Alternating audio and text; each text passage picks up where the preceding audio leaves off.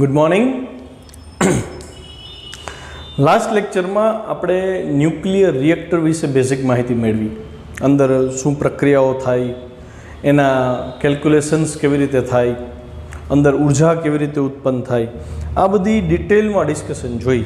હવે તમને મોડરેટર શું છે ખ્યાલ આવી ગયો છે, શીતકનું કામ શું છે એ પણ ખ્યાલ આવી ગયો છે, નિયંત્રક સરિયા જે ગુણક અંક કેને કંટ્રોલમાં રાખે છે એનો પણ આઈડિયા આવી ગયો છે. હવે આજના સેશનમાં આપણે ન્યુક્લિયર રિએક્ટરની સંરચના શીખવાની છે, આકૃતિ છે.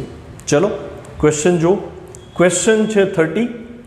ન્યુક્લિયર રિએક્ટર એટલે શું, તેનો સિદ્ધાંત, તેની રચના અને એનું કાર્ય સમજાવો. 4 માર્કનો ક્વેશ્ચન છે. જુઓ, સુનિયંત્રિત શૃંખલા પ્રક્રિયા. અહીંયા તમારે વર્ડ એડ કરવા હોય તો તમે વર્ડ એડ કરી શકો. ન્યુક્લિયર વિખંડન શૃંખલા પ્રક્રિયા, બરાબર. સુનિયંત્રિત એટલે સારી રીતે કંટ્રોલમાં હોય ને એવી શૃંખલા પ્રક્રિયા જે ગોઠવણમાં ગોઠવેલી હોય એ ગોઠવણ એટલે ન્યુક્લિયર રિએક્ટર, બરાબર. એનો સિદ્ધાંત શું છે તો કે નિયંત્રિત શૃંખલા પ્રક્રિયા કરાવી અચળ દરથી ઉર્જા આપે તો એ રિએક્ટર કહેવાય. બાકી શું બની જાય? પરમાણુ બોમ્બ બની જાય. થર્મલ ન્યુટ્રોન વિખંડન પર આધારિત ન્યુક્લિયર રિએક્ટરની રેખાકૃતિ નીચે દર્શાવેલ છે. અહીંયા જે રેખાકૃતિ આપેલી છે, થર્મલ ન્યુટ્રોન વડે વિખંડન કરવામાં આવે છે. યુરેનિયમ હોઈ શકે, પ્લુટોનિયમ હોઈ શકે, બરાબર, થોરિયમ હોઈ શકે. તો પહેલાં આકૃતિ સરળતાથી સમજીએ. આ ગર્ભ વિસ્તાર છે, એની ફરતે જાડું મેટલનું એક પાત્ર જેવું ગોઠવેલું છે, જેથી કરીને આની અંદર જે પણ પ્રોસેસ થાય, ન્યુક્લિયર પ્રક્રિયા થાય, એના વિકરણો બારે વાતાવરણમાં ન જાય અને લોકોને નુકસાન ન કરે, એટલે આટલી જાડી દિવાલવાળી રચના બનાવી. આની અંદર યુરેનિયમ રાખેલો છે. ચોક્કસ ઝડપવાળો ન્યુટ્રોન એ યુરેનિયમનું વિખંડન કરશે અને આપણે જોયું છે કે વિખંડન થશે ત્યારે પુષ્કળ પ્રમાણમાં ઉષ્મા ઉત્પન્ન થશે. એ જે ઉષ્મા છે એ શીતક વડે શોષણ કરવામાં આવશે અને આનું ટેમ્પરેચર મેન્ટેન રહેશે.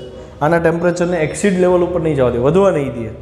હવે એ જે ઉષ્મા છે શીતકે જેનું શોષણ કર્યું, જનરલી પાણી હોય કે પ્રવાહી સોડિયમ હોય, આપણે વાત થઈ હતી વાયુ હોય, તો એ ઉષ્મા લઈને અહીંયા દાખલ થાય. અહીંયા એવું પ્રવાહી રાખ્યું હોય, મોટે ભાગે પાણી હોય, તો એ પાણી જ્યારે ગરમ થાય, અહીંથી ઉષ્માનું શોષણ કર્યું, પાણી વરાળ સ્વરૂપમાં રૂપાંતર થાય અને એ વરાળને ટર્બાઇન તરફ દાખલ કરવામાં આવે. એ એકદમ પ્રેશરવાળી વરાળ ટર્બાઇનને ફેરવે એટલે ઇલેક્ટ્રિસિટી પ્રોડ્યુસ થાય. પછી એ વરાળ પાછી યુઝ થઈ ગયા પછી પાછું એનું સરળ સ્વરૂપમાં રૂપાંતર કરે અને એ પાણી સ્વરૂપે રૂપાંતર પામે. ત્યાંથી ફરીથી એને અહીં દાખલ કરવામાં આવે, વળી ગરમ થાય અને આખી પ્રક્રિયા આવી રીતે સતત ચાલુ રહે. તો મુખ્ય પ્રક્રિયા જે છે એ અહીંયા થશે. ઉષ્મા ઉત્પન્ન થાય છે એ અહીંયા ઉત્પન્ન થાય છે. અહીંયા ન્યુટ્રોન એક યુરેનિયમનું વિખંડન કરે, આપણને ખબર છે એવરેજ 2.5 ન્યુટ્રોન ઉત્પન્ન કરે. તો વધારાના જે ન્યુટ્રોન છે આ કેડમિયમ અથવા તો બોરોનના સળિયાને ચોક્કસ રીતે અંદર દાખલ કરીને બહાર ખેંચી શકાય ને એવી વ્યવસ્થા છે. એ આપમેળે નિયંત્રિત હોય તો એ અંદર દાખલ થશે, વધારાના જે ન્યુટ્રોન હતા એનું શોષણ કરશે અને ગુણક અંક જે છે કે બરાબર 1ની અચળ જાળવી રાખશે. એટલે આની અંદર ગરમી જે ઉષ્મા જે ઉત્પન્ન થાય છે એનો જે દર છે એ જળવાઈ રહેશે, બરાબર. જો આ સળિયા ન હોય તો અહીંયા અનિયંત્રિત પ્રક્રિયા થાય અને અણબનાવ બને, બ્લાસ્ટ થાય, લીકેજ થાય, વોટેવર આવું કંઈક ને કંઈક થશે. જો રિએક્ટરના અંદરના ગર્ભ ભાગમાં બળતણ તરીકે સમૃદ્ધ યુરેનિયમ રાખવામાં આવે છે. સમૃદ્ધ યુરેનિયમ અને કુદરતી યુરેનિયમ, એમાં એક માઇનોર તફાવત છે. કુદરતી રીતે જે યુરેનિયમ મળે ને એમાં યુરેનિયમનો સમસ્થાનિક 235 એ ઓછા પ્રમાણમાં હોય, જ્યારે સમૃદ્ધ યુરેનિયમનો મતલબ જ એવો થાય કે સમૃદ્ધ યુરેનિયમમાં 235 યુરેનિયમની હાજરી વધારે છે. આપણે આગળ ચર્ચા થઈ ગઈ હતી કે 238 યુરેનિયમ છે ને એનું સરળતાથી વિખંડન થતું નથી, એને તમારે પ્લુટોનિયમમાં ચેન્જ કરવો પડે પછી વિખંડન કરી શકો. પણ સમૃદ્ધ યુરેનિયમ એટલે કે 235 યુરેનિયમ છે ઇઝીલી વિખંડન પામે છે અને પુષ્કળ ઉર્જા આપણને આપે છે. સમૃદ્ધ યુરેનિયમમાં કુદરતી રીતે મળતા યુરેનિયમમાં હોય તેના કરતાં 92 યુરેનિયમ 235નું પ્રમાણ વધુ છે. રિએક્ટરના બળતણ તરીકે યુરેનિયમનો યુઝ થાય 235નો, અથવા થોરિયમ હોઈ શકે 232 અને પ્લુટોનિયમ 239. આના સમસ્થાનિકનો પણ ઉપયોગ થઈ શકે છે, બરાબર. હવે આખી રચનાને સમજતા જઈએ સ્ટેપ બાય સ્ટેપ. એલ્યુમિનિયમના પાત્રમાં, એલ્યુમિનિયમની જાડી દિવાલના પાત્રમાં હવાચુસ્ત રીતે ન્યુક્લિયર બળતણના ચોક્કસ દળના સળિયા સ્વરૂપમાં રાખવામાં આવે છે. મતલબ અંદર યુરેનિયમના સળિયા રાખેલા હોય છે, બરાબર. અને આ સળિયાઓ રિએક્ટરની અંદર મોડરેટર દ્વારા અલગ કરેલા હોય છે. મોડરેટરનું કામ શું હતું? તો કે જે ઝડપી ન્યુટ્રોન ઉત્પન્ન થતો હતો, જે 2 મેગા ઇલેક્ટ્રોન વોલ્ટ એનર્જીવાળો ન્યુટ્રોન આવતો હતો, એ મોડરેટર સાથે સ્થિતિસ્થાપક સંઘાત અનુભવશે. મોડરેટરમાં ભારે પાણી હોય, સામાન્ય પાણી હોય, તો કાર્બન એટલે કે ગ્રેફાઇટ હોઈ શકે, તો એની સાથે સંઘાત થાય, સ્થિતિસ્થાપક સંઘાત, એટલે ઝડપી ન્યુટ્રોન ધીમો પડશે. એ ઉર્જા મોડરેટરને મળશે. એ મોડરેટર શીતકમાંથી પાસ થાય એટલે ઉષ્માનું અહીંયા રૂપાંતરણ થશે સીધું અહીંયા વિદ્યુત ઉર્જામાં, બરાબર. તો મોડરેટર દ્વારા એને અલગ કરી દીધા. સામાન્ય રીતે ભારે પાણી, ગ્રેફાઇટ, આ નવું નામ એવું બેરેલિયમ ઓક્સાઇડ, એનો ઉપયોગ મોડરેટર તરીકે થાય છે. રિએક્ટરમાં ન્યુટ્રોન લીકેજ ઘટાડવા પરાવર્તક રાખેલા હોય છે. આ મુદ્દો આપણે બેઝિક લેવલની ચર્ચામાં આવ્યો નથી, બરાબર. આ જે દિવાલ છે, આ પરાવર્તક દિવાલ રાખી હોય, અહીંયા જે ન્યુટ્રોન ઉત્પન્ન થાય એ એકદમ ઝડપી ન્યુટ્રોન હોય, તો એ આની બહાર જવાની સંભાવના રહે, એટલે આ સપાટી પરાવર્તક બનાવેલી હોય. ન્યુટ્રોન પરાવર્તક એટલે અહીંથી ન્યુટ્રોન ભટકાઈને પાછો અંદર જ રહે, એટલે એ પરાવર્તકથી આપણે દર્શાવેલું છે. વિખંડનના કારણે ઉત્પન્ન થતી ઉષ્મા યોગ્ય શીતક દ્વારા, મોટે ભાગે પ્રવાહી સોડિયમ હોય, એ શીતક દ્વારા દૂર કરી અને તાપમાનને કંટ્રોલ કરવામાં આવે છે. અહીંયા જે પ્રચંડ તાપમાન થઈ જાય, ઓલમોસ્ટ 10⁶ કેલ્વિન, એટલું જે ટેમ્પરેચર થાય છે, એ શીતક એને કંટ્રોલમાં રાખશે અને ઉષ્માને અહીં સુધી પહોંચાડશે. આ તમામ રચનાને એક બંધ પાત્રમાં, જેને આપણે રિએક્ટર આખું કહી છીએ, એમાં લેવામાં આવે છે. અને રિએક્ટરની રચના એવી હોય કે આમાં ઉત્પન્ન થતા નુકસાનકારક વિકિરણો એ બહાર નીકળવા દેશે નહીં. N0 એટલે કે ન્યુટ્રોનના શોષણ માટે નિયંત્રક સળિયા રાખેલા છે, કેડમિયમ અથવા તો બોરોનના, જે ગુણક આંકને કંટ્રોલમાં રાખતા હતા. શીતકનું કામ શું? તો કે શીતક ઉષ્માને કાર્યકારી તરલ એટલે ટર્બાઇનને ફેરવવા વરાળ જોઈ, વરાળ બને પાણીની, તો એવા કિસ્સામાં પાણીને હું કાર્યકારી તરલ કહીશ. તો કાર્યકારી તરલ એટલે કે પાણીને શીતકે ઉષ્મા જે શોષણ કરી પાણીને મળે, એ તરલની વરાળ બને અને એ વરાળ ટર્બાઇનને ચલાવે અને એના લીધે વિદ્યુત ઉત્પન્ન થશે. ઉપયોગ શું આના? ન્યુક્લિયર રિએક્ટરના ઉપયોગ શું? ઘણા બધા ઉપયોગ છે. ખાલી વિદ્યુત પાવર ઉત્પન્ન કરવા માટે નથી વપરાતું. વૈજ્ઞાનિક સંશોધન કરવા હોય તો પણ થાય. માની લો વિખંડન કરવું છે, કોઈ એક ભારે ન્યુક્લિયસ એને તોડીને અને કઈ પ્રોડક્ટ એમાંથી બની શકે, કઈ ડોટર ન્યુક્લિયસ બને, એની રિસર્ચ કરવી છે તો એમાં ઉપયોગ થાય. અમુક દવા એવી હોય છે, સ્પેશિયલી કેન્સરની દવા તમે સાંભળ્યું હોય, એની થેરાપી જે થાય, કિમોથેરાપી આવતી, તો વગેરે થિયરી જે થેરાપીઝ છે એની અંદર તમારે આવા રેડિયો એક્ટિવ પદાર્થની દવા તરીકે જરૂર પડે છે. ખેતીવાડીમાં ઉપયોગ થાય છે, ઉદ્યોગમાં જરૂરી રેડિયો સમસ્થાનિક બનાવવા હોય તો એ બધી પ્રોડક્ટ બનાવવા માટે ન્યુક્લિયર રિએક્ટર ઉપયોગી છે. પછી તો કે વિદ્યુત પાવર ઉત્પન્ન કરવા, આ તો તમને ખબર જ હોય. આ ઉપરાંત ન્યુક્લિયર પ્રક્ષેપક બનાવવા. ન્યુક્લિયર પ્રક્ષેપક કણ એટલે શું? તો આપણને ન્યુટ્રોન જોઈએ ને, વિખંડન કરવું હોય તો ન્યુટ્રોનની જરૂર પડે. તો ન્યુટ્રોન લઈ આવવા ક્યાંથી? તો એ ન્યુક્લિયર રિએક્ટરમાં એ ન્યુટ્રોનને ઉત્પન્ન કરવામાં આવે અને પછી આગળની પ્રક્રિયા આપણે ચલાવી શકીએ. અને પરમાણુ બોમ્બમાં જલ્દી વિખંડન પામે તેવા પ્લુટોનિયમ બનાવવા. પ્લુટોનિયમની આગળ ચર્ચા થઈ ગઈ હતી કે પ્લુટોનિયમનો અર્ધાયુ એટલો બધો ઓછો છે કે રિયલમાં એ હવે જોવા મળતું નથી, મતલબ પૃથ્વી ઉપરથી સાવ ખતમ થઈ ગયું છે. તો આ લોકો શું કહે છે કે ભાઈ તો પરમાણુ બોમ્બ બનાવવા પ્લુટોનિયમ આવે ક્યાંથી? તો આપણે આગળ ભણ્યા હતા ને, યુરેનિયમ 238 ને પ્લુટોનિયમમાં રૂપાંતર કરી શકીએ. તો એ પ્લુટોનિયમ છે ને ફટાફટ વિખંડન પામે છે. તો આપણે વધુ ઝડપથી ઉર્જા ઉત્પન્ન કરીને પરમાણુ બોમ્બ બનાવી શકીએ છીએ. ક્વેશ્ચન પૂરો. કે ન્યુક્લિયર રિએક્ટરના ગેરલાભ જણાવો. બહુ નાનો ક્વેશ્ચન છે, ફટાફટ જોઈ લઈ. એક તો ન્યુક્લિયર રિએક્ટરમાં જે વિખંડન પ્રક્રિયા થાય એમાં મોટી માત્રામાં બિનઉપયોગી કચરો ઉત્પન્ન થાય છે, મતલબ આનો ફરીથી તમે ઉપયોગ નથી કરી શકતા, નેગેટિવ પોઈન્ટ. બીજું, કચરો જોખમી છે એટલે તેના નિકાલ માટે કોઈ ખાસ વ્યવસ્થા નથી, એટલે તમારે એને સાચવી રાખવો પડે છે. લોંગ ટાઈમ સુધી એને ચોક્કસ પેટીઓમાં પૂરીને રાખ્યો, એટલે એક તો તમારે એની કાળજી રાખવી પડે લોંગ ટાઈમ સુધી. રિએક્ટરના સંચાલન અને ખર્ચાયેલા બળતણને સંભાળવા અને પુનઃ પ્રક્રિયા કરવામાં પણ ખૂબ સલામતી રાખવી પડે. નાની એવી ભૂલ થાય અને જો લીકેજ થાય એટલે આજુબાજુના ઘણા બધા શહેરોને એની અસર થાય. તમે યુટ્યુબ ઉપર અથવા તો ગૂગલ કરશો ને કે ન્યુક્લિયર લીકેજ ઇન ઇન્ડિયા, એટલે તમને એવી ઘણી બધી ઘટનાઓ સામે જોવા મળશે ઓનલાઈન. રેડિયો એક્ટિવ કચરાનું રૂપાંતર ઓછા એક્ટિવ અને અલ્પજીવી દ્રવ્યોમાં કરવાની શક્યતાના અભ્યાસની યોગ્ય યોજના વિકસાવવામાં આવી રહી છે. મતલબ અત્યારે હજી એવો રસ્તો મળ્યો નથી કે જે રેડિયો એક્ટિવ કચરો મળ્યો એ ઓછો એક્ટિવ થઈ જાય અથવા તો એનું જે વિકિરણ ઉત્સર્જન એ સ્ટોપ થઈ જાય, એવો કોઈ રસ્તો છે નહીં. જે કચરો છે એમાંથી પણ રેડિયો એક્ટિવ વિકિરણો નીકળ્યા જ કરે છે અને એ લોકોને નુકસાન પહોંચાડી શકે. એટલે અત્યારે એની ઉપર રિસર્ચ ચાલુ છે કે ભાઈ આ જે બિનજરૂરી કચરો મળે છે એને કંટ્રોલમાં કેમ લાવવો અથવા તો ઓછો એક્ટિવ કેમ બનાવવો. હવે નેક્સ્ટ ક્વેશ્ચન 32, ન્યુક્લિયર સંલયન પ્રક્રિયા એટલે શું? જો આપણે વિખંડનમાં જોયું હતું કે મોટો ભારે ન્યુક્લિયસ હોય ને એના જે ન્યુક્લિયોન છે એની બંધન ઉર્જા કરતાં એનું વિખંડન થયા પછી જે બે ન્યુક્લિયસ મળતા હતા એના ન્યુક્લિયોનની બંધન ઉર્જા વધારે રહેતી હતી. મતલબ નિપજની ન્યુક્લિયોનથી બંધન ઉર્જા વધી જાય તો એવા કિસ્સામાં ઉર્જાનું ઉત્સર્જન થાય. તો અહીંયા સંલયનમાં પણ એવું જ બનશે. સંલયનમાં શું થાય તો કે બે હલકા ન્યુક્લિયસ છે, બેયના ન્યુક્લિયોનથી બંધન ઉર્જા જે કંઈ હશે એના કરતાં એ બે જોડાઈને એક નવો ન્યુક્લિયસ બનાવશે. તો એ નવા ન્યુક્લિયસની બંધન ઉર્જા વધી જશે પ્રતિ ન્યુક્લિયોન. એટલે હું ફરીથી અહીંથી કહીશ કે અહીંયા ઉર્જાનું ઉત્સર્જન થાય. બરાબર. અમુક સમીકરણો હવે તમારે યાદ રાખવા પડશે. બરાબર. અમુક જે એક્સપ્લેનેશન હતા એ આપણા સિલેબસમાંથી નીકળી ગયા છે, ઓલ્ડ સિલેબસમાં હતા. તો તમારે એ ગણતરી મૂંડું નથી ઉતરવું, એના કરતાં બેટર હશે કે એ સમીકરણ તમે યાદ રાખી લ્યો.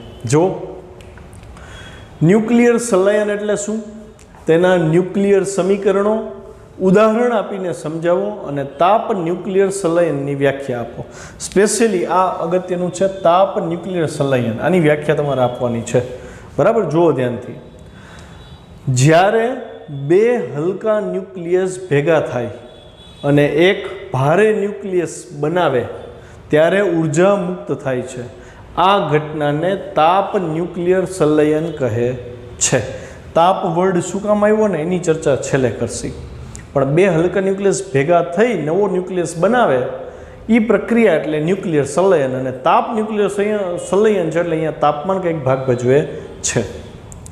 ન્યુક્લિયર સંલયનમાં ઉર્જા મુક્ત થવાનું મુખ્ય કારણ શું? તો મેં કીધું હતું ને હલકા ન્યુક્લિયસ કરતાં જે નવું ન્યુક્લિયસ બન્યું ને ડોટર ન્યુક્લિયસ એની બંધન ઉર્જા વધી ગઈ હોય.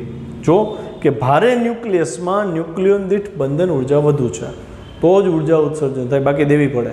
ચલો એના ઉદાહરણ માટેના 3 સમીકરણ મેં આપ્યા છે. આ ત્રણેય સમીકરણ આના પછીના નેક્સ્ટ ક્વેશ્ચનમાં આનો તમારે એકાદાનો ઉપયોગ કરવાનો થશે, તો તમારે યાદ જ રાખવા પડશે. અને જુઓ ધ્યાનથી, એક હાઇડ્રોજન આ બીજો હાઇડ્રોજન, બે હાઇડ્રોજન બે હલકા ન્યુક્લિયસ થયા, એ બેનું સંયોજન તો વર્ડ કેમિકલ પ્રોસેસમાં ન્યુક્લિયર પ્રક્રિયા છે. તો બેનું ભેગું થવાની જે ઘટના બની અને ભેગું થઈને એક ન્યુક્લિયસ બની ગયો. જુઓ ધ્યાનથી, 1H2 આ શું કહેવાય? ડ્યુટેરિયમ કહેવાય. તમારે નીચે લખવું હોય તો મેં PDF ફાઇલમાં લખેલું દીધું છે, આને તમે ડ્યુટેરિયમ કહી દો. આ હાઇડ્રોજન ડ્યુટેરિયમ. અચ્છા, તો આ પોઝિટ્રોન ક્યાંથી આવી ગયો? ન્યુટ્રિનો ક્યાંથી આવી ગયો? હિસાબ કરો, વિચારો. સ્ટ્રાઇક થઈ ગયું હોય તો વેરી ગુડ, બાકી હું કહું. જો અહીંયા ધ્યાન, અહીંયા 1 + 1 2 થઈ ગયું બેલેન્સ. આનું તો દળ ઓછું હોય છે, આનું દળ ઓછું હોય છે, એટલે એને તો હિસાબમાં લેતા નથી. તો ઉપર એટોમિક વેઇટનું સંરક્ષણ થઈ ગયું. પણ અહીં જુઓ પરમાણુ ક્રમાંક, અહીંયા 2 છે ટોટલ, અહીંયા 1 જ છે. મતલબ અહીંયા એક પ્રોટોન મિસિંગ આવે, દેખાય? તો એ એક પ્રોટોનનું શું થયું હશે? તો તમને ખબર છે કે જ્યારે પ્રોટોનનું વિભંજન થાય તો પ્રોટોનના વિભંજનથી એક ન્યુટ્રોન મળે, એક પોઝિટ્રોન મળે અને એક શું મળશે? તો કે ન્યુટ્રિનો મળશે. તો હવે તમે સમજી ગયા કે આમાંથી બેમાંથી એક પ્રોટોનનું ભંગાણ થયું. એ પ્રોટોનમાંથી જે ન્યુટ્રોન આવ્યો એ પાછો એટોમિક વેઇટને મળી ગયો એટલે એ 2 થઈ ગયા. અને એક પોઝિટ્રોન મળ્યો તો એ રહ્યો, ન્યુટ્રિનો એ મળી ગયો. અચ્છા, હવે અહીંયા તમે એવું સમજી શકો કે અહીંયા જે ડ્યુટેરિયમ મળ્યો એના ન્યુક્લિયન આના કરતાં વધારે ગીચ થઈ ગયા, એટલે આની બંધન ઉર્જા ઊંચી આવી. બંધન ઉર્જા આની વધારે આવે તો આની ઓછી થાય, એટલે અહીંયા દળ ક્ષતિ જોવા મળે. આના બેના દળ કરતાં આનું દળ ઓછું જોવા મળે, કેમ કે બંધન ઉર્જા વધી ગઈ ને. દળ ઓછું જોવા મળ્યું તો જે દળ ઘટ્યું એ દળ ક્ષતિ થઈ, એ દળ ક્ષતિનો હિસાબ કરતાં જવાબ 0.42 મેગા ઇલેક્ટ્રોન વોલ્ટ થાય. કેલ્ક્યુલેશન તમે તો સમજી શકો ને, જો તમારી પાસે આનું દળ હોય, આનું દળ હોય, એટલે તમે બેયના દળનો સરવાળો કરી નાખો એટલે માસ ઓફ હાઇડ્રોજન 2 ટાઈમ્સ થયું. પછી આ ડ્યુટેરિયમનું દળ ફાઇન કરી શકાય. પછી ઇલેક્ટ્રોનનું દળ નેગ્લિજિબલ હોય છતાં એને આપણે કાઉન્ટ કરશી. ન્યુટ્રીનો દળ રહિત લઈ લઈશું. તો આ બેનું દળ, તો આ બેના દળ કરતાં આ બેના દળનો તફાવત તો ગોતતા આવડે તમને, કેમ કે તમારી પાસે આ બધી વેલ્યુ આપણે આગળ ચર્ચા કરી ગયા છીએ. તો એ યુનિટમાં હતી, એટોમિક માસ યુનિટમાં હતી. એ વેલ્યુઝ એપ્લાય કરો અને છેલ્લે ડેલ્ટા MC² કરશો ને એટલે તમને આ જવાબ મળશે. જૂલમાંથી ઇલેક્ટ્રોન વોલ્ટમાં કન્વર્ટ કરવું. ઓકે, બીજી પ્રોસેસ છે. અહીં તમને ડ્યુટેરિયમ બનાવતા તો આવડી ગયું ને. હવે હું તમને કહું, આવી પ્રક્રિયા 2 વાર કરો તો 2 ડ્યુટેરિયમ મળે કે નહીં? તો જુઓ ધ્યાનથી, 2 ડ્યુટેરિયમની પ્રક્રિયા આપણે ધ્યાનમાં લઈએ છીએ. 2 ડ્યુટેરિયમ છે, એમાંથી શું બન્યું જુઓ ધ્યાનથી, હિલિયમ બન્યો. પણ હિલિયમમાં અહીંયા જો 4 નથી, આને હલકો હિલિયમ કહેવાય. વજનમાં ભારે ન્યુક્લિયસ નથી, આ હલકું છે. મૂળ હિલિયમ કરતાં એનું દળ ઓછું છે, 1 ન્યુટ્રોન ઓછો છે આમાં આના કરતાં. તો અહીં ધ્યાનથી જોજો, સમજજો. 2 પ્રોટોન છે, અહીંયા 1 પ્રોટોન 1 ન્યુટ્રોન, 1 પ્રોટોન 1 ન્યુટ્રોન, એટલે ટોટલ 2 ન્યુટ્રોન થયા. આ 2 પ્રોટોન એટલે 2 પ્રોટોન 1 ન્યુટ્રોન, તો 1 ન્યુટ્રોન વધી પડ્યો ને એ જો રિલીઝ થયો. મતલબ એવો થયો કે તમે 2 ડ્યુટેરિયમની પ્રક્રિયા કરાવો તો એક હલકો હિલિયમ મળે, પ્લસ 1 ન્યુટ્રોન મળે અને પ્લસ આટલી એનર્જી રિલીઝ થઈ. જો 3.27 મેગા ઇલેક્ટ્રોન વોલ્ટ એક પ્રક્રિયા દીઠ મળી. બરાબર. તો સૂરજની અંદર આ પ્રક્રિયાઓ થાય છે તો વિચાર કરો, સૂરજનું આયુષ્ય હજી 500 કરોડ વર્ષ બાકી છે, મતલબ ત્યાં સુધી એનર્જી દેવાનો છે. તો એની અંદર હાઇડ્રોજન, ડ્યુટેરિયમ, હિલિયમ કેટલા જથ્થામાં પડ્યા હશે? તો પ્રચંડ ઉર્જા છે આ. અચ્છા, આમાં સિચ્યુએશન આવી થઈ શકે કે 2 ડ્યુટેરિયમ પ્રક્રિયા કરે તો ટ્રિટિયમ પણ બનાવી શકાય. ટ્રિટિયમ બને તો 1H3 થયા અને 1 હાઇડ્રોજન રિલીઝ થયો આમાંથી. ખ્યાલ આવ્યો? જો બેલેન્સ થઈ જાય છે અને એનર્જી આટલી રિલીઝ થઈ 4.03 મેગા ઇલેક્ટ્રોન વોલ્ટ. અને આની કન્ડિશનને આપણે થોડીક જોઈએ. તાપ ન્યુક્લિયર સલયનમાં તાપ શું કામ આવ્યું એ સમજવું છે. જોજો, સલયન થવાની શરત છે. સલયન છે ને જનરલી પૃથ્વી ઉપર નથી થતું, સલયન સૂર્યની અંદર જોવા મળે છે. અત્યારે સાયન્ટિસ્ટો રિસર્ચ કરે છે કે જો કોઈ રીતે તાપ ન્યુક્લિયર સલયન પ્રક્રિયા પૃથ્વી ઉપર એ થવા માંડે ઇઝીલી, તો ઉર્જાનો પ્રચંડ સોર્સ પૃથ્વી પાસે પણ થઈ જાય. તમે વચ્ચે ક્યાંક સાંભળ્યું તો ચીન એવું કહેતું હતું કે અમે અમારો સૂર્ય બનાવશું. તો એ બીજું કાંઈ નહોતું, હવામાં ગબગોળા નહોતા. એ લોકો આ રિસર્ચ ઉપર જ ફોકસ કરે છે કે તાપ ન્યુક્લિયર સલયન પ્રક્રિયા એને લો ટેમ્પરેચર ઉપર કેમ પરફોર્મ કરવી. કેમ કે તાપ વર્ડ છે ને એ પોતે જ એવું કહે છે કે આ પ્રક્રિયા કરાવવા માટે ઊંચા તાપમાનની જરૂર પડે. સૂર્યનું ટેમ્પરેચર અંદાજે 10⁶ કેલ્વિનનું હોય છે. એટલા પ્રચંડ તાપમાન હોય ને તો આ પ્રક્રિયા શક્ય બને. સમજાણું? તો આપણે આ જ પ્રક્રિયા પૃથ્વી ઉપર કરાવી હોય તો તમે વિચારો કેટલી એનર્જી એને આપવી પડે, કેટલી હીટ આપવી પડે એને. એટલું પ્રચંડ તાપમાન આવે ને તો આ પ્રક્રિયા થાય. એ વસ્તુ આપણે અહીં સમજીએ. શું કામ? સલયન થવા માટે 2 ન્યુક્લિયસ એકબીજાથી એટલા નજીક હોવા જોઈએ કે જેથી તેમના પર લઘુ અંતરિયા આકર્ષી બળ, ન્યુક્લિયર બળ જેને સ્ટ્રોંગ બળ કહે એ લાગે. જો 2 ન્યુક્લિયસ એટલા નજીક આવશે તો જ 2 વચ્ચે એટ્રેક્શન થશે, તો જ 2 જોડાઈને એક નવું ન્યુક્લિયસ બનાવશે. અચ્છા, પણ 2 હાઇડ્રોજનની વાત કરી તો હાઇડ્રોજનમાં તો 2 પાસે પ્રોટોન જ છે. તો નજીક આવતા પહેલાં એને કુલમ્બિયન બળ લાગે ને, એટલે અપાકર્ષણ નહીં થાય. હજી સ્ટ્રોંગ બળ લાગે એ પહેલાં જ જો કુલમ્બિયન બળ લાગે તો 2 આગા ભાગી જાય. એટલે આપણે શું કરવું પડે? કુલમ્બિયન બળને તોડે ને એટલી તાકાત સામી આપવી પડે કે જેથી કરીને 2 ન્યુક્લિયસ ભેગા થાય. તો કુલમ્બિયન બળને તોડવા માટે જે ઉર્જાની જરૂર છે એ ઉર્જા અંદાજે 400 મેગા ઇલેક્ટ્રોન વોલ્ટ છે. આંકડો યાદ રાખવો પડશે. જો કે બંને ન્યુક્લિયસો ધન વિદ્યુત ભારિત હોવાથી તેઓ કુલંબ અપાકર્ષણ બળ અનુભવે.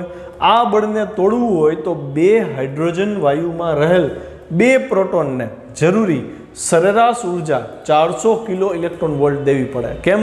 તો કે આટલી ઉર્જા આપો ને ત્યારે એને જે તાપમાન મળે ને તાપમાન પ્રચંડ તાપમાન હોય અને એ પ્રક્રિયા શક્ય બને. તો આપણે 400 કિલો ઇલેક્ટ્રોન વોલ્ટ એનર્જી આપી છીએ તો તાપમાન કેટલું હશે એ જોવું પડે ને. તો સૂત્ર મૂકીએ આપણે, K = 3/2 kBT. આ ગતિ ઉર્જાનું સૂત્ર છે ને ટેમ્પરેચર આધારિત. મારે ટેમ્પરેચર જોઈ છે, ઉર્જા આપણને ખબર હતી 400 મેગા ઇલેક્ટ્રોન વોલ્ટ, તો T બરાબર 2K3 KB બોલ્ટ્ઝમેન કોન્સ્ટન્ટ છે. તો 2m9 3m9 Kની વેલ્યુ આપી છે 400 kilo electron volt. 400 kilo electron વોલ્ટના જૂલ કરી દીધા છેદમાં 3, અને કેબીની વેલ્યુ હતી 1.38 × 10⁻23. સાદું રૂપ આપશો ને 3 × 10⁹. જો હું તો સૂરજનું તાપમાન 12ની બાજુનું 10⁶ કહેતો હતો, આ તો 10⁹. આટલું ટેમ્પરેચર તમે આપો તો તાપ ન્યુક્લિયર સંલયન પ્રક્રિયા સરળતાથી થાય. સરળતા તો ન જ કહેવાય એને. આનો અર્થ એ થયો કે આટલું તાપમાન હોય ત્યારે જ ન્યુક્લિયર સંલયન પ્રક્રિયા થાય છે. આથી જ તેને તાપ ન્યુક્લિયર સંલયન પ્રક્રિયા કહેવામાં આવે છે. છે ને મસ્ત ક્વેશ્ચન? તૈયાર કરજો જોરદાર, તો જ આગળની થિયરીમાં ખબર પડશે. બાકી સ્વાહા. ચલો ક્વેશ્ચન 33. સૂર્ય અને તારાઓમાં થતી તાપ ન્યુક્લિયર સંલયન પ્રક્રિયા સમીકરણ સહિત સમજાવો. જો તાપ ન્યુક્લિયર સંલયન એ તારાઓના ગર્ભ ભાગમાં થતી પ્રક્રિયા છે. અંદરનો ઇનર કોર હોય ને જે, એમાં થતી પ્રક્રિયા છે. સૂર્યના ગર્ભ ભાગનું તાપમાન 1.5 × 10⁷ કેલ્વિન છે. NCERTમાં 10⁷ આપ્યું છે, ઓલ્ડ સિલેબસમાં 10⁶ હતું. આપણે આને ફોલો કરશું. 10⁷ કેલ્વિન ટેમ્પરેચર છે. પણ આગલા ક્વેશ્ચનમાં આપણે જોયું ને કે તાપ ન્યુક્લિયર સંલયન પ્રક્રિયા થવા માટે તમારે 2 હાઇડ્રોજન એટમ હોય, એના જે ન્યુક્લિયસ છે એને 10⁹ ટેમ્પરેચર તો આપવું પડે, કેલ્વિન જેટલું. બરાબર? તો અહીંયા તો 10⁷ છે. તો શું અહીંયા તાપ ન્યુક્લિયર પ્રક્રિયા ન થાય? પણ ના, એવું નથી. અહીંયા તાપ ન્યુક્લિયર પ્રક્રિયા થાય છે. તો એનો મતલબ એવો થયો કે પૃથ્વી ઉપર એ પ્રક્રિયા કરાવી ત્યારે એના જે પ્રોટોન છે, હાઇડ્રોજન એટમનો જે ન્યુક્લિયસ છે, એની સરેરાશ ઉર્જા ઓછી હોય છે. સૂરજની અંદર જે હાઇડ્રોજન એટમ રહેલા છે એની સરેરાશ ઉર્જા ખૂબ મોટા મૂલ્યની છે. એટલે એ આ ઓછા તાપમાને પણ તાપ ન્યુક્લિયર સંલયન પ્રક્રિયા અનુભવશે. જે સરેરાશ ઉર્જા ધરાવતા કણોના સંલયન માટે અંદાજિત તાપમાન કરતાં ઓછું છે. એટલે આ તાપમાન 10⁹ કરતાં ઓછું આવ્યું. તો એના ઉપરથી જજમેન્ટ એ મળ્યું કે સૂર્યમાં સંલયન માટે પ્રોટોનની જે ઉર્જા છે એ જે આપણે સરેરાશ ઉર્જા લીધી હતી ને એના કરતાં વધુ હોવી જોઈએ. મતલબ પૃથ્વી ઉપર આ પ્રક્રિયા કરવી તો 400 મેગા ઇલેક્ટ્રોન વોલ્ટ એનર્જીની જરૂર હતી. તો આ લોકો એવું કહે છે કે સૂર્યમાં આ જ પ્રક્રિયા થાય ને તો એના જે પ્રોટોન્સ છે એની પાસે ઓલરેડી 400 મેગા ઇલેક્ટ્રોન વોલ્ટ કરતાં વધુ એનર્જી હોવી જોઈએ, જેથી કરીને આટલા ઓછા તાપમાને પણ પ્રક્રિયા કરી શકે. સૂર્યમાં થતી સંલયન પ્રક્રિયા ઘણા તબક્કામાં થતી પ્રક્રિયા છે, સ્ટેપ વાઇઝ થતી પ્રક્રિયા. આપણા સિલેબસમાં માત્ર હાઇડ્રોજનમાંથી હિલિયમ બનાવવાનું શીખડાયું છે, પણ સૂર્યની અંદર ખરેખર કાર્બન નાઇટ્રોજન ચક્રનો પણ આવે અને એનાથી મોટા પરમાણુ દળ ધરાવતા ન્યુક્લિયસનો પણ ઉલ્લેખ આવે છે. આપણે અહીંયા પ્રોટોન ચક્ર જોવાનું છે, હાઇડ્રોજનવાળી પ્રક્રિયા. બરાબર? સૂર્યમાં બળતણ તરીકે એના ગર્ભભાગમાં રહેલો હાઇડ્રોજન છે. આ સંલયન પ્રક્રિયા જેના દ્વારા થાય એને પ્રોટોન ચક્ર કહેવામાં આવે. આવી રીતે કાર્બન નાઇટ્રોજન ચક્ર પણ હોય છે. ઓક્સિજન અને એ આગળના જે મોટા પરમાણુ દળાંકવાળા તત્વો હોય એના ચક્ર પણ આવે. પણ આપણા સિલેબસમાં પ્રોટોન ચક્ર મતલબ 2 હાઇડ્રોજનની પ્રક્રિયા થઈને હિલિયમ બને ને એ પ્રક્રિયા સ્ટડી કરવાની છે. તો પહેલું સમીકરણ આપણે આગળના ક્વેશ્ચનમાં જોયું કે 2 હાઇડ્રોજન એટમ એના ન્યુક્લિયસ ભેગા થાય તો ડ્યુટેરિયમ બનતો હતો, એક પોઝિટ્રોન બને છે, એક ન્યુટ્રિનો બને છે અને 0.42 મેગા ઇલેક્ટ્રોન વોલ્ટ જેટલી એનર્જી મળે. આ તમારે યાદ રાખવું પડે. હવે આગળની એક પ્રક્રિયા આવી છે કે એક પોઝિટ્રોન અહીંયા જે ઉત્પન્ન થયો એને તમે 12થી 1 ઇલેક્ટ્રોન આપો. મતલબ સૂર્યના ગર્ભભાગમાં ઇલેક્ટ્રોન તો ઘણા બધા હોય, તો અહીંયા મુક્ત થયેલો પોઝિટ્રોન એકાદા ઇલેક્ટ્રોન સાથે જોડાઈને ગેમા કિરણો આપે છે. 2 ગેમા કણ મળ્યા અને plus 1.02 mega electron volt energy આપે છે. આટલી એનર્જી મળી. વળી અહીંયા જે ડ્યુટેરિયમ મળ્યો હતો એ ડ્યુટેરિયમ 2 હાઇડ્રોજનના જોડાણથી મળ્યો હતો. આ ડ્યુટેરિયમ વળી ત્રીજા હાઇડ્રોજન સાથે અહીંયા પ્રક્રિયા કરે છે. બરાબર? આ ડ્યુટેરિયમ ત્રીજા હાઇડ્રોજન સાથે પ્રક્રિયા કરી અને 2He3 બનાવે છે. એટલે કે એક હલકો ન્યુક્લિયસ બનાવ્યો. એ જે હલકો હિલિયમનો ન્યુક્લિયસ બન્યો એની સાથે ફરીથી એક ગેમા કિરણ મળ્યું અને 5.49 મેગા ઇલેક્ટ્રોન વોલ્ટ જેટલી એનર્જી આપણને પ્રાપ્ત થઈ. હવે તો અહીંયા જે હલકું હિલિયમ મળ્યું તો એવા 2 હિલિયમ. હવે 2 હિલિયમ ક્યારે બને?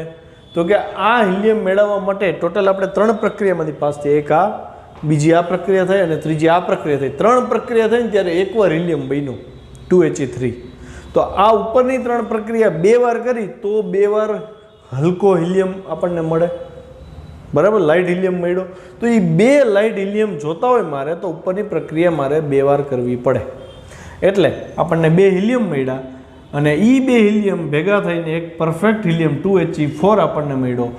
2 પ્રોટોન છૂટા પડ્યા અથવા તો 2 હાઇડ્રોજન છૂટા પડ્યા અને 12.86 મેગા ઇલેક્ટ્રોન વોલ્ટ ઉર્જા છૂટી પડી. આના એક્સપ્લેનેશન ઓલ્ડમાં હતા, હવે નથી, તો આપણે એમાં ટાઈમ બગાડવો નથી. આ યાદ રાખી લેવું બેટર રહેશે. ચોથી પ્રક્રિયા તો જ શક્ય બને જો પ્રક્રિયા 1, 2 ને 3 2 વાર થાય. તો આપણે પ્રક્રિયા 1 ને 2 વાર કરો તો અહીંયા 2 હાઇડ્રોજન લીધા હતા, વળી બીજા 2 હાઇડ્રોજન લેવા પડે એટલે ટોટલ કેટલા હાઇડ્રોજન થયા? 4 હાઇડ્રોજન. એટલે મેં અહીં લખ્યા 4 હાઇડ્રોજન પ્લસ અહીંયા પોઝિટ્રોન 2 મળે તો 12થી તમે ઇલેક્ટ્રોન 2 લીધા હતા એટલે 2 ઇલેક્ટ્રોન એડ થયા પ્રક્રિયામાં. આ 2 ભેગા થયા અને છેલ્લે પરિણામમાં શું મળ્યું? 2He4. પછી તો કે 1 ન્યુટ્રિનો મળ્યો તો આ પ્રક્રિયા 2 વાર કરી એટલે 2 ન્યુટ્રિનો મળે છે. પછી તો કે 2 ગેમા અહીંયા મળ્યા હતા, આ પ્રક્રિયા 2 વાર થઈ એટલે 4 ગેમા થયા. અહીંયા આ પ્રક્રિયા 2 વાર થઈ એટલે 2 ગેમા થયા, ટોટલ 6 ગેમા મળ્યા. અહીંયા જે હાઇડ્રોજન મળ્યા એ તો પાછા પ્રક્રિયામાં ભાગ લઈ લેશે એટલે એને દર્શાવતા નથી, 6 ગેમા મળ્યા. અને પ્લસ આ ઉર્જા 2 વાર, આ ઉર્જા 2 વાર, આ ઉર્જા 2 વાર ને પ્લસ આ ઉર્જા, total 26.7 mega electron volt energy મળી. મતલબ 4 હાઇડ્રોજન પરમાણુ ભેગા થઈને 1 હિલિયમ બનાવે છે. આ ન્યુક્લિયસ બનાવ્યો, 4 હાઇડ્રોજન ન્યુક્લિયસ ભેગા થઈ 1 હિલિયમ બનાવે અને આટલી ઉર્જા આપે છે. આ સમીકરણને બીજી રીતે એડ કર્યું, 2 બાજુ ફરીથી 2 ઇલેક્ટ્રોન એડ કર્યા એટલે અહીં 4 ઇલેક્ટ્રોન થયા. આ 2 ઇલેક્ટ્રોન આને આપી દીધા તો હિલિયમનું ન્યુક્લિયસ અને પ્લસ 2 ઇલેક્ટ્રોન એટલે આખો હિલિયમ પરમાણુ થઈ ગયો ને. તો આમ 4 હાઇડ્રોજન પરમાણુનું 1 હિલિયમમાં રૂપાંતરણ થાય છે, પણ એ પરમાણુ બને છે. તો 4 હાઇડ્રોજન પરમાણુમાંથી 1 હિલિયમ પરમાણુ જે બન્યો, આ પ્રક્રિયા તાપ ન્યુક્લિયર સલાયન પ્રક્રિયા થઈ અને એક પ્રક્રિયા પૂરી થાય ત્યારે 26.7 મેગા ઇલેક્ટ્રોન વોલ્ટ ઉર્જા મળે છે.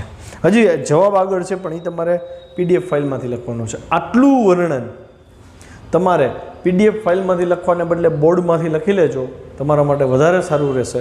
ઓમાં થોડુંક વધારે લેન્ધી આપ્યું છે. હવે આગળની પ્રક્રિયા શું થાય ને એ સમજીએ. આપણે જોયું કે ભાઈ અંદર હાઇડ્રોજન હતું એનો હિલિયમ બનવા માંડ્યો, તો ધીમે ધીમે હાઇડ્રોજન ખૂટવા માંડે. જેવો હાઇડ્રોજન ખૂટી જશે, અંદરનો તારાના ગર્ભભાગનો હાઇડ્રોજન ખૂટે એટલે અંદર એ પ્રક્રિયા ધીમી પડે. પ્રક્રિયા ધીમી પડે એટલે ટેમ્પરેચર ડાઉન થાય. ટેમ્પરેચર ડાઉન થવા માંડે ને એટલે તારાના ગર્ભભાગનું ગુરુત્વાકર્ષણ પ્રબળ બનશે અને તારો સંકોચાવાની શરૂઆત કરશે પોતાના જ ગુરુત્વાકર્ષણને લીધે. એટલે જેવો તારો સંકોચાવાની શરૂઆત કરે ને એટલે ટેમ્પરેચર પાછું વધવાની શરૂઆત થાય. કેમ કે નજીક આવવા માંડે ને, બંધન ઉર્જા વધવા માંડે ને, તો એ જેમ નજીક આવશે, જેમ એ સંકોચન થતું જશે એમ એનું ટેમ્પરેચર વધતા પાછું 10⁸ કેલ્વિન થઈ જશે. હવે 10⁸ કેલ્વિન થાય તો એ ટેમ્પરેચરે વળી પાછી તાપ ન્યુક્લિયર સલાયન પ્રક્રિયા થાય, પણ આ વખતે પ્રક્રિયા અહીંથી આગળ વધશે. કેમ કે અંદરનો હાઇડ્રોજન તો ખતમ થઈને હિલિયમ બની ગયો હતો ને, તો હવે હિલિયમમાંથી કાર્બન બનવાની સફર શરૂ થાય. એવી રીતે સ્ટેપ ઉપરના તત્વો બનતા જશે અને સતત ઉર્જા આપણને મળે રાખશે. એવું કહેવાય કે સૂર્ય પાસે 5×10⁹ વર્ષ ચાલે એટલો હાઇડ્રોજન એના ગર્ભભાગમાં પડેલો છે. ત્યાં સુધી સતત પ્રક્રિયા ચાલુ રહેશે અને આપણને ઉર્જા આપતો રહેશે. અચ્છા, ક્વેશ્ચન 34મો છે એ હું તમારી ઉપર છોડું છું, તમારે વાંચી લેવાનો છે, તમારે જાતે કરવાનો છે, બરાબર. ક્વેશ્ચન 34 એમ કહે છે કે ભાઈ તાપ ન્યુક્લિયર સલાયન પ્રક્રિયા જો ખરેખર પૃથ્વી ઉપર સરળતાથી થઈ શકે તો આપણને મનુષ્યોને ઉર્જાનો અમર્યાદિત જથ્થો આપણને અવેલેબલ થાય. તો એ દિશામાં અત્યારે રિસર્ચ ચાલુ છે, બરાબર છે, કે ભાઈ કેવી રીતે આવું શક્ય બને કે ભાઈ જે પ્રક્રિયા થશે એમાં જે પ્લાઝમા પ્રોડ્યુસ થશે, જે ઇલેક્ટ્રોન પોઝિટ્રોન ને એ છૂટા પડે છે ને એ બહુ હાઈ ટેમ્પરેચર ઉપર મળે છે અને એ ટેમ્પરેચર ગ્રહણ કરીને સ્ટેબલ રહી શકે એવી કોઈ ધાતુ, એવું કોઈ મિશ્ર ધાતુ કે એવો કોઈ પદાર્થ નથી હજી બનાવી શક્યા કે એટલા ટેમ્પરેચરને સહન કરી શકે, સ્ટેબિલિટી મળી શકે. જો એવું કંઈક રિસર્ચ થાય અને એને સહન કરી શકે એવું કંઈ પાત્ર આપણને મળે તો અમર્યાદિત જથ્થો આપણને સરળતાથી ઉપલબ્ધ થઈ શકે. અહીંયા થિયરી પોર્શન પૂરો થાય છે. ઉદાહરણના દાખલા આપણે નેક્સ્ટ સેશનમાં લેશી. સ્વાધ્યાયમાં હું દાખલા કરાવી દઈશ. અને બીજી વસ્તુ એ કે છોકરાઓ 18 તારીખથી આપણી સ્કૂલ શરૂ થાય છે, તો એ પહેલાં હું શક્ય એવું પ્રયત્ન કરીશ કે 18મા ચેપ્ટરના સ્વાધ્યાયના તમામ દાખલા હું લેક્ચરમાં આવરી લઈશ, તો તમે એ સાથે સાથે પૂરા કરી લેજો. લેક્ચર પૂરો કરી.